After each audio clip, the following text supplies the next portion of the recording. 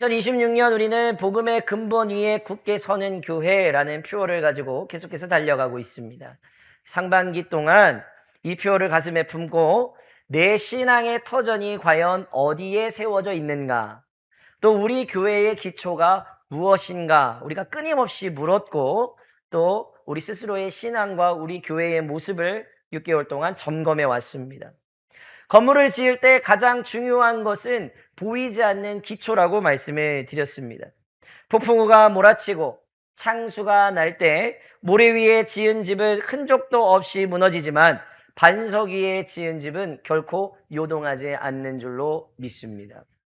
우리의 인생에 이런 폭풍우 같은 여러 가지 일들이 찾아옵니다. 그러나 우리가 믿음의 근본이신 예수 그리스도 위에 우리의 믿음을 굳게 세워나간다면 어떠한 세상의 풍파가 우리의 인생 가운데 요동할지라도 흔들릴 수는 있지만 결코 무너지지는 않게 될 줄로 믿습니다. 그러면 이 복음의 근본이라는 가장 단단한 기초 위에 세워진 우리 세움교회와 여러분 한 사람 한 사람, 세상 속에서 어떤 모습으로 나타나야 될까? 오늘 상반기를 결산하는 이 주일에 우리는 사도행전 2장에 등장하는 초대교회의 놀라운 모습을 발견하게 됩니다. 이 초대교회의 모습을 통해서 또 사도 바울의 깊은 통찰을 통해 우리 세움교회가 또 우리 한 사람 한 사람이 세상 가운데 어떻게 세움을 이루어가야 될지 그 위대한 비결을 함께 생각해 보려고 합니다. 우리가 읽은 본문인 사도행전 2장 42절에서 47절까지의 말씀을 보면 참으로 가슴 벅차고 이상적인 교회의 모습이 눈앞에 펼쳐집니다. 오순절날 성령 강림의 사건 이후에 베드로의 설교를 듣고 무려 3,000명이나 되는 성도들이 회개하고 주님께로 돌아오게 됩니다. 그리고 그들은 각자의 집으로 흩어져서 예수 믿기 이전의 방식대로 살아간 것이 아니라 예수님을 만나고 난 이후에, 회개하고 난 이후에 삶의 모습이 완전히 변화되어져서 완전히 새로운 형태의 공동체를 이루어가기 시작합니다. 이들은 사도들의 가르침을 먼저 받습니다. 오늘날로 말하면 목회자의 가르침을 받는 것이죠. 그리고 그 이후에는 서로 교제하고 떡을 뗍니다. 바로 우리가 예배 이후에 함께 같이 식사를 나누는 것, 서로 교제하는 것, 그리고 식사하고 마치고 난 이후에 또 그룹별로 나눠서 함께 삶의 이야기를 나누는 것, 그런 일들이죠. 그러니 여러분, 예배가 끝났다고 11시 예배가 끝났다고 다 끝난 게 아닙니다. 그건 사도의 가르침을 받는 것까지예요. 그리고 그 이후에는 정말 우리가 이 애찬을 나누는 거 정말 저는 중요하게 생각하거든요. 엘림을 내려가셔서 같이 식사하면서 나눔을 하고, 그리고 그 이후에 또 그룹별로 모여서 서로 같이 삶의 이야기들을 나누고, 그 가운데서 하나님이 어떻게 나의 인생을 한 주 동안 지켜주셨는가, 이런 감사한 일들이 있었다고 서로 이야기하고 간증하면서 나아가는 겁니다. 그리고 거기서 또 끝나는 게 아니에요. 그 이후에 보니까 오로지 기도하기를 힘쓰니라라고 했습니다. 기도하는 것까지 해야 되는 거예요. 사도들의 가르침을 받는 것만으로 끝나는 것이 아닙니다. 서로 교제하고 떡을 떼고 기도하는 데 힘쓰는 것, 거기까지 우리가 해야 되는 것이죠. 그리고 그 이후에는 어떻게 합니까? 날마다 마음을 같이 해서 성전에 모이기를 힘썼다는 것이에요. 주일날 한 번 이렇게 나와서 11시 예배 나왔다고 해서 여러분 믿음 생활 잘한다고 여러분 말하시면 안 돼요. 날마다 마음을 같이 해서 성전에 모이기를 힘썼다는 거예요. 오늘 말씀에서 이 모든 것이 우리의 눈을 사로잡지만 이것보다도 더 크게 우리의 마음을 사로잡는 부분이 있습니다. 도무지 인간의 상식으로는 이해할 수 없는 장면이 하나 등장해요. 우리 44절과 45절 말씀 같이 한번 읽어보시겠습니다. 믿는 사람이 다 함께 있어 모든 물건을 서로 통용하고 또 재산과 소유를 팔아 각 사람의 필요를 따라 나눠주며. 여러분, 이게 정말 현실에서 가능한 일이에요? 내가 가지고 있는 것을 팔아서 모든 사람의 필요를 따라서 나눠준다. 내가 가지고 있는 물건을 다른 사람이 필요하니까 사용할 수 있도록 내어준다. 여러분, 이게 가능한 일입니까? 우리 인간의 가장 밑바닥에 자리 잡고 있는 마음이 뭘까요? 소유욕, 이기심입니다.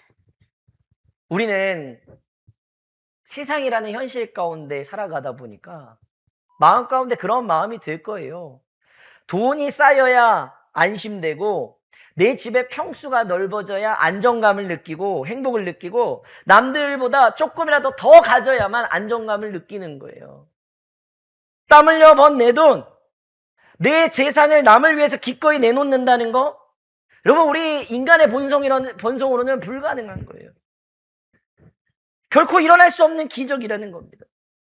그러면 이 초대교회 성도들이 어떻게 이런 놀라운 나눔과 헌신을 할 수 있었을까? 이 3,000명의 성도들이 우리보다 선천적으로 도덕적으로 뛰어나고 착한 사람들이었기 때문에 나보다 어려운 사람들을 위해서 막 내놓을 수 있었을까? 아닙니다. 절대 아니에요. 이 초대교회 성도들 역시도요, 우리와 똑같습니다. 먹고 사는 문제를 걱정하는 사람들이었어요. 내일을 염려하던 평범한 사람들이 이 3,000명의 성도들이었습니다. 초대교회의 성도들이었어요. 그런데 이 사람들이 이렇게 자신의 피 같은 돈을, 피 같은 재산을 기꺼이 그리고 기쁨으로 내어놓을 수 있었던 이유는 하나입니다. 이들의 마음 깊은 곳에 어떤 논리나 철학으로 설명할 수 없는 가장 단단한 기초가 세워졌기 때문입니다. 세상의 금은 보화하는 세상의 돈이나 재산보다 비교할 수 없는 진짜 보배를 발견했기 때문에 그렇게 할 수 있었다는 거예요. 그러면 도대체 이 사람들이 발견한 보배가 뭘까? 이 세상의 돈보다 재산보다 훨씬 더 소중하게 여길 수 있는 것이 무엇이기 때문에 사람을 이렇게 송두리째 변화시킬 수 있었을까? 사도 바울은 고린도 후서 말씀 통해서 이 기적의 비밀이 무엇인지를 우리 가운데 말씀해 주고 있습니다. 고린도후서 8장과 9장을 보면 사도 바울이 고린도 교회 성도들에게 아주 예민하고 중요한 부탁을 하는 장면이 나옵니다. 바로 극심한 기근으로 인해서 고통을 받고 있는 예루살렘의 가난한 성도들을 돕기 위해서 구제 헌금을 좀 모아달라는 부탁을 고린도 교회 성도들에게 편지합니다. 여러분, 교회에서요, 죄송하지만 돈 이야기하고 목사가 헌금 이야기를 하는 건요, 과거나 지금이나 정말 조심스럽고 어려운 일이에요. 헌금 이야기 잘못했다가 뒤에서 무슨 이야기 하냐면 목사가 돈 밝힌다고 얘기해요. 그런데 바울이 이 헌금을 당부하면서 접근하는 방식을 여러분 유심히 한번 살펴봐야 됩니다. 바울은 어떤 사람이었냐? 바로 오늘 편지하고 있는 고린도 교회를 설립한 개척자예요. 영적인 아버지입니다. 고린도 교회 성도들의 영적인 아버지예요. 그리고 그 당시 최고의 권위를 가지고 있는 위대한 사도가 바로 사도 바울이었습니다. 얼마든지 사도 바울은 자신의 영적 권위를 내세워가지고 강압적으로 명령할 수 있었어요. 그런데 고린도후서 8장 8절 보니까 바울이 이렇게 이야기합니다. 뭐라고 이야기하죠? 내가 명령으로 하는 말이 아니요. 구제 헌금을 좀 모아달라고 이야기할 때 사도 바울이 명령으로 하는 말이 아니라는 거예요.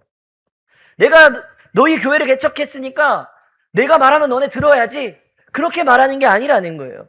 이 말씀의 의미가 뭐냐면 바울이 고린도 교회 성도들에게 무작정으로 막 압력을 가해가지고 그 의지에 압력을 가해서 내가 사도니까 사도인 내 말대로 너희가 해야 돼!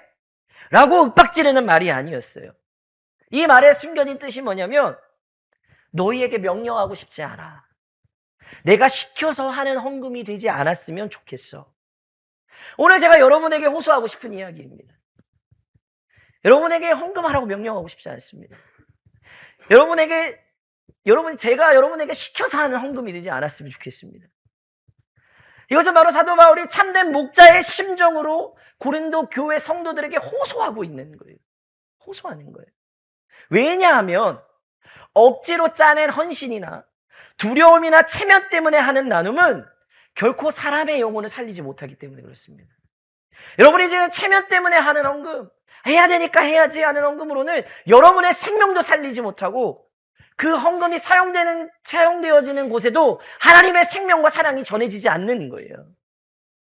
그래서 대신 바울은 억지로가 아니라 자발적으로 우러나오는 너희의 사랑의 진실함을 보고 싶다고 말하는 것입니다. 그러므로 여러분이 오늘 하나님 앞에 올려드리는 예물, 그리고 앞으로 여러분들이 하나님께 올려드리는 예물에는 뭐가 담겨져야 될까요? 많은 액수가 담겨져야 될까요? 아닙니다. 그 안에 하나님을 향한 사랑의 진실함이 담겨져야 되는 것입니다. 그 사랑의 진실함이 이 예물 안에 담겨졌을 때 그때 그 예물이 되어지는 모든 곳에 생명이 살아나는 역사가 일어나게 되고 그러한 예물을 봉헌에 올려드리는 여러분의 삶에도 하나님께서 살리시는 생명의 역사가 반드시 일어나게 되는 줄로 믿습니다. 작은 금액도 괜찮습니다. 여러분의 하나님을 향한 사랑의 진실함을 담아 하나님께 봉헌에 올리시기를 부탁드립니다.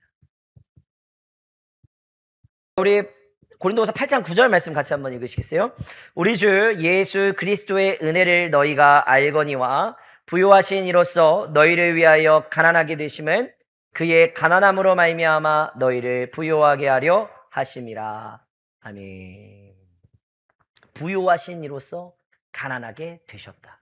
누구를 이야기하는 것입니까? 예수님을 얘기하시는 것입니다. 바로 이 한 구절의 말씀 가운데 초대교회 성도들이 영원한 보배를 발견하고 자신의 전 재산을 기꺼이 내어놓을 수 있었던 기적의 비밀이 여기에 담겨져 있는 거예요. 여러분, 이 복음의 진리를 우리 마음 가운데 한번 새겨보시기를 부탁을 드립니다. 우리의 유일한 구원자 되시는 예수님은 어떤 분이신가? 예수님은 온 우주 만물을 창조하신 창조주이십니다. 영원 전부터 아버지이신 성부 하나님과 함께 영광을 누리시던 완전한 하나님이시자 동시에 완전한 인간이신 분이 예수 그리스도시라는 것이죠. 그러니까 예수님께서는 이 온 우주를 다 합친 것보다 더 크고 무한한 부가 예수님께 있으셨다는 것이죠. 만물을 통치하는 권세가 있습니다. 천군 천사들이 끊임없이 찬양하고 경배할 때 그 모든 찬양과 경배를 받던 분입니다. 그 어떤 흠도 고통도 없는 완벽한 영광이 모두가 다 우리 예수님의 소유였다는 것이죠. 그런데 생각해 보세요. 만약에 예수님께서 이 찬란한 부를 포기하지 않으셨다면 우리가 어떻게 됐을까? 만약 주님이 영광의 보좌를 내려놓지 않으시고 그 부를 영원히 버리지 않으셨다면 우리는 어떻게 됐을까? 바로 영적인 가난 가운데에서 우리는 비참하게 죽을 수밖에 없었을 것입니다. 우리 앞에는 피할 수 없는 극단적인 두 가지 운명만 놓여져 있어요. 하나는 뭐냐? 예수님께서 하늘의 영광을 포기하지 못하고 계속 부요하고자 하셨다면 우리는 죄의 노예가 돼서 가난한 채로 영원히 사망의 권세에 놓일 수밖에 없다. 그게 첫 번째 선택지. 두 번째 선택지는 만약 그 영광의 주님이 십자가에서 철저하게 가난하게 되고 죽으신다면 우리는 그 대가로 대신 영원히 부유해질 것이고 모든 죄를 완벽하게 용서받아서 존귀한 하나님의 자녀로 영원히 받아들여지는 두 번째 선택지가 있습니다. 여러분, 첫 번째 선택지를 원하세요? 두 번째 선택지를 원하세요? 당연히 두 번째 선택지를 원하시겠죠. 근데 이 두 번째 선택지가 되려면 조건이 있었잖아요. 뭐였죠?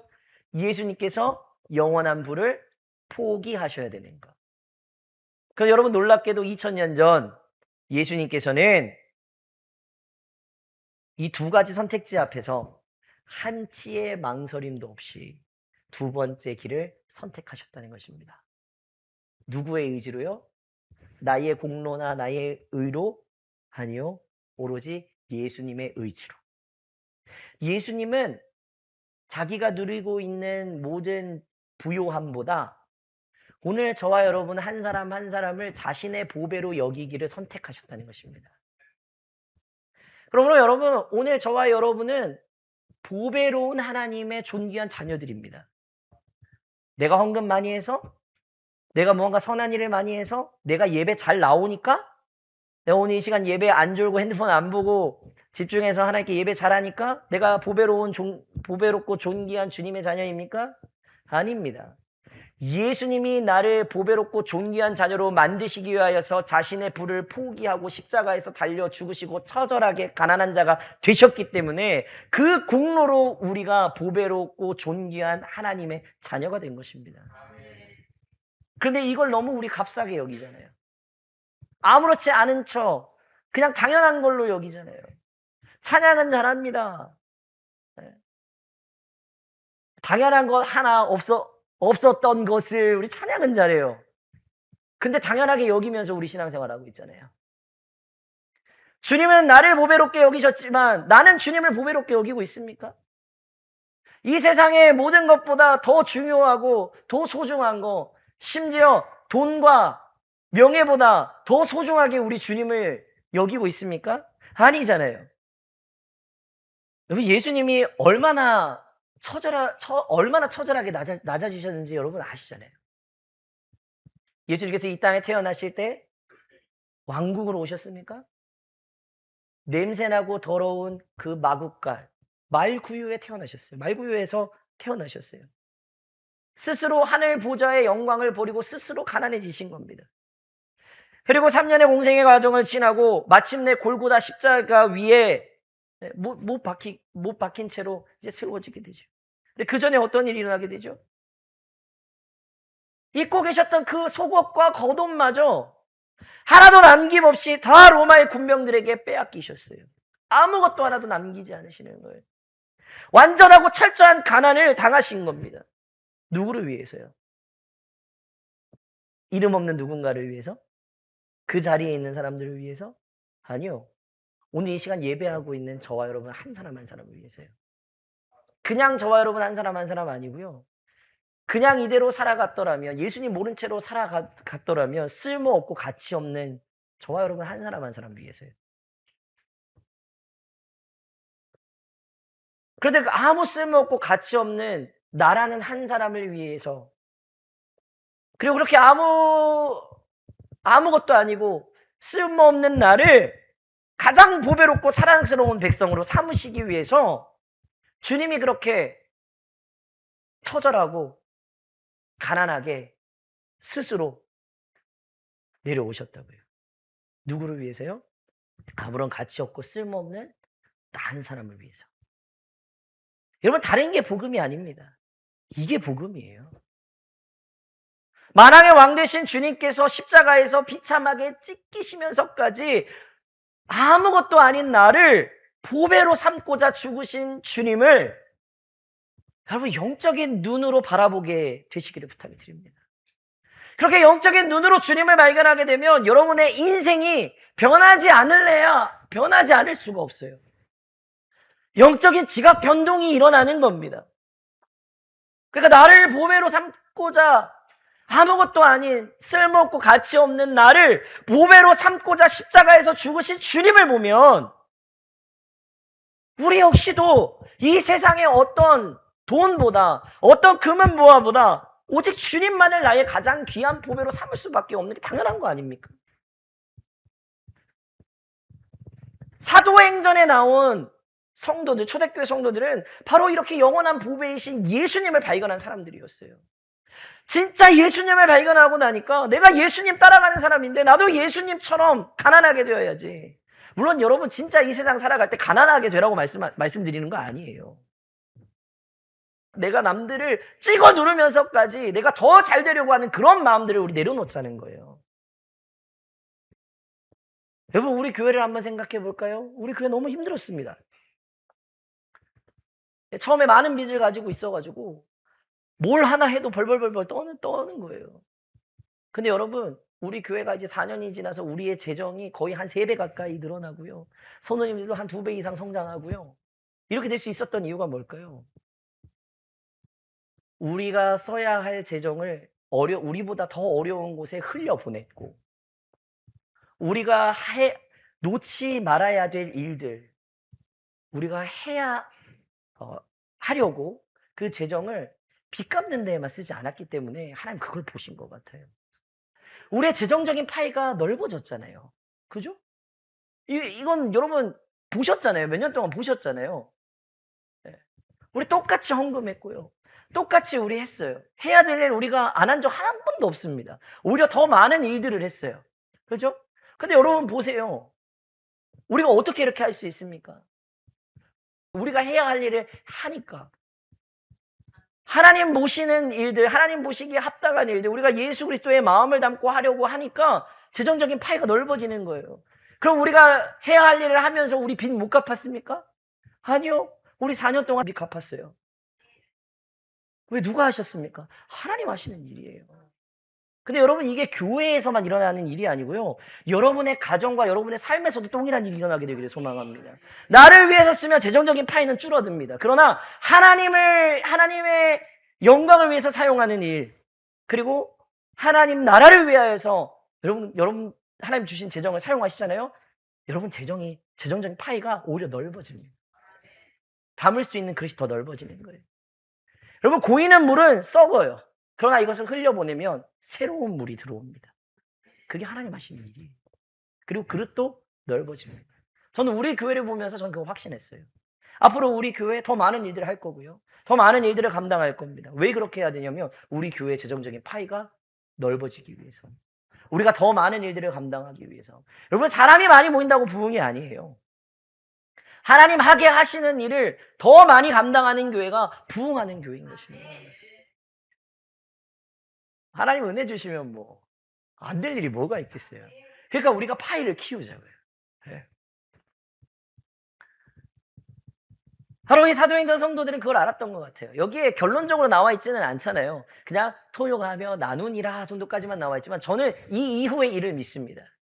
오히려 나눈 것보다 더 큰 은혜를 이 사도행전 이 초대교회 성도들에게 각 개인마다 가정마다 부어주셨다라는 걸 저 믿습니다. 왜냐면 우리 교회도 그렇게 하나님 하셨는데요. 여러분 개인도 가정도 하나님의 일을 위해서 여러분의 재정을 많이 쏟으시기를 부탁을 드립니다.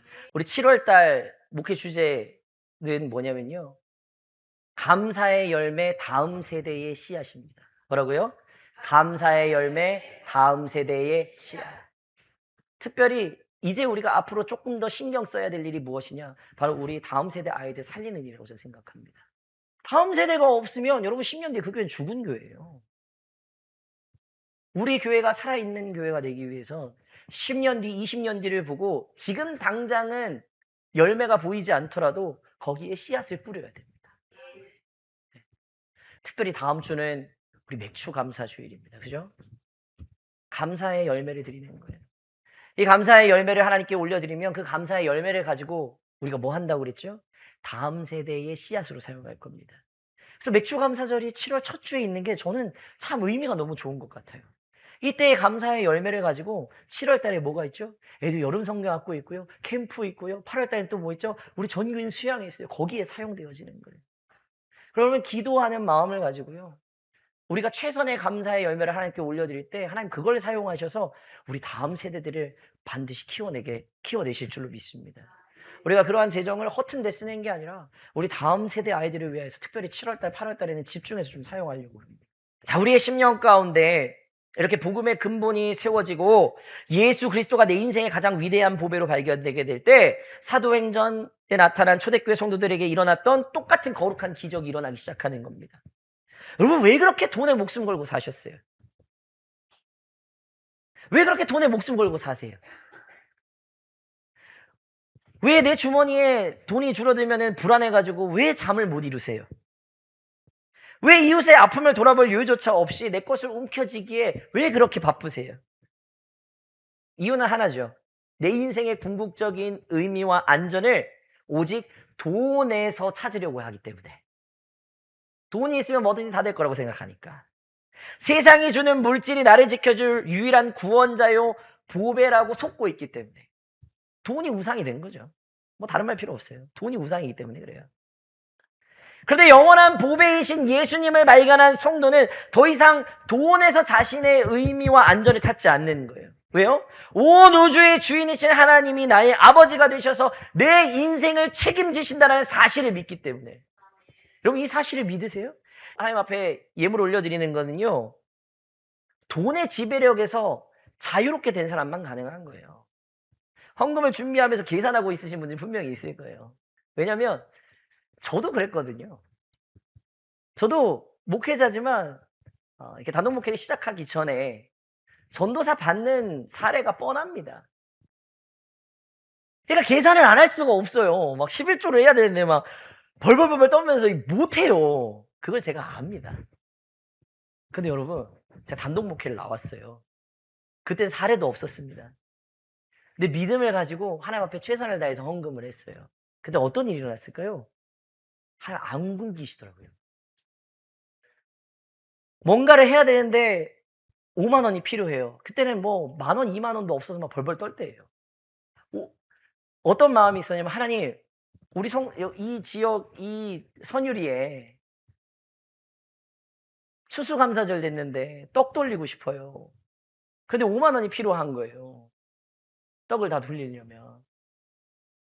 주님, 떡 돌리고 싶은데 어떻게 해요? 여러분, 하나님 어떻게 하실게요?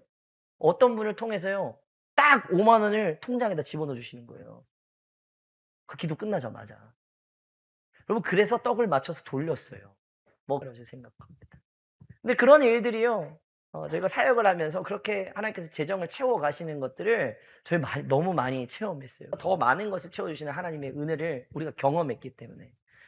오늘 저희 가정이 경험하고 있는 그 은혜를 여러분들도 경험하셨으면 좋겠어요.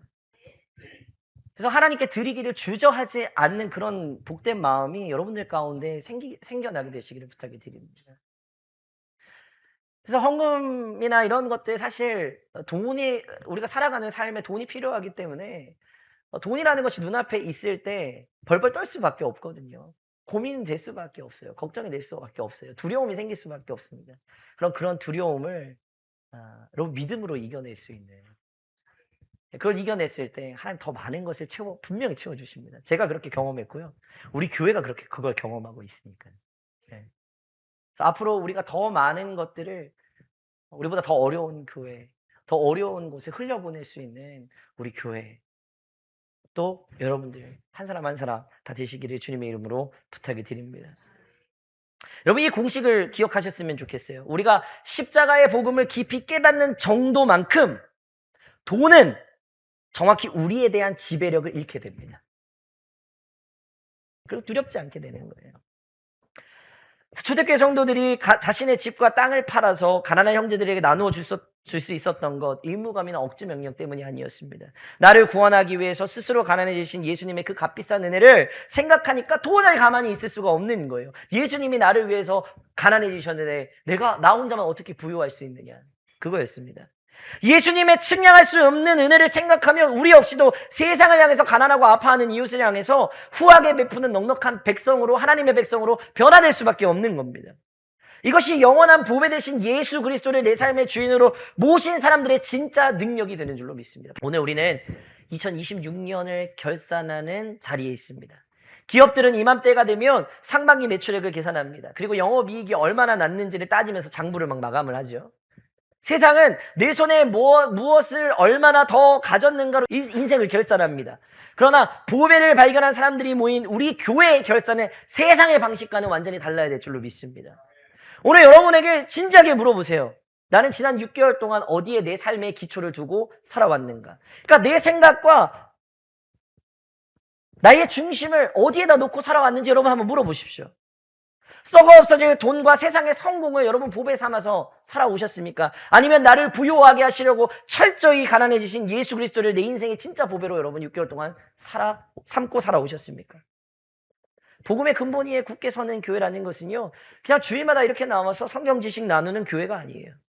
나를 보배 삼아주신 예수 그리스도의 찢겨진 사랑을 심령 깊은 곳에서 철저하게 경험해서 세상이 벌벌 떠는, 여러분 돈 때문에 온 세상이 지금 막 벌벌 떨잖아요. 그 세상이 벌벌 떠는 돈과 물질의 지배력으로부터 당당히 자유로워지는 공동체가 바로 복음의 근본 위에 굳게 선 교회가 되는 줄로 믿습니다. 그래서 우리만 즐기냐? 우리만 좋아라? 그 재정을 사용하느냐? 아니죠. 우리 옆에 있는 연약한 지체들을 돌아보고 세상을 향해서 주님의 사랑을, 왜냐하면 우리가 주님을 향한 사랑을 남아 사람 앞에 헌신했기 때문에 그 받은 사랑을 세상을 향해서 넉넉히 흘려보내는 살아있는 생명 공동체. 그러니까 우리의 파이가 넓어지는 건 우리끼리만 해가지고는 절대 파이가 너무 넓어지지 않아요. 오늘 상반기를 마무리하고요, 이제 새롭게 다가올 하반기를 준비하면서 우리의 시선을 우리의 영원한 보배 되신 주님께로 고정하게 되기를 소망합니다. 억지로 뭘 하려고, 윤리적으로 뭐 착한 척 하려고 여러분 안 애쓰셔도 돼요.